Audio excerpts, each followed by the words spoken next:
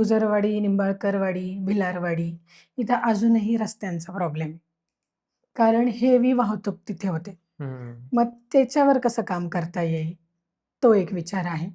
त्यांना अजूनही महानगरपालिकेचं सुरळीत पाणी पुरवठा नाहीये. मग तिथं पाण्याची व्यवस्था कशी देता येईल? त्याच्यानंतर इकडं जांभूळवाडी, कोळवाडीला आलात, तर कोळवाडीला पण पाण्याचाच प्रश्न आहे. त्याच्यानंतर तिथं अतिक्रमण म्हणजे जागा एक्वायर केल्यात स्थानिक लोकांच्या. हं. तो एक प्रश्न आहे. त्याच्यानंतर आंबेगावमध्ये, आंबेगाव पण नव्याने समाविष्ट झालेलंच गाव आहे. तिथेही प्रचंड उतार नव्याने ट्रॅफिकची समस्या आहे. मग आणि ह्या सगळ्या भागांमध्ये रिंग रोड असेल, कोळेवाडीतनं रिंग रोड गेलेला आहे. पण त्याची अजून काही प्रोव्हिजन नाहीये. त्यानंतर डी-पी रस्ते आहेत.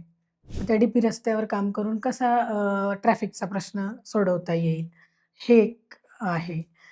तलाव आहेत आमच्या भागामध्ये, त्याचं सुशोभीकरण करून तिथं कसं करता येईल, ते एक आहे नियोजनात. त्यानंतर जांभूळवाडीमध्ये स्मशानभूमी नाहीये आजच्या मितीला. त्याच्यावर कसं काम करता येईल, हे एक डोक्यात आहे.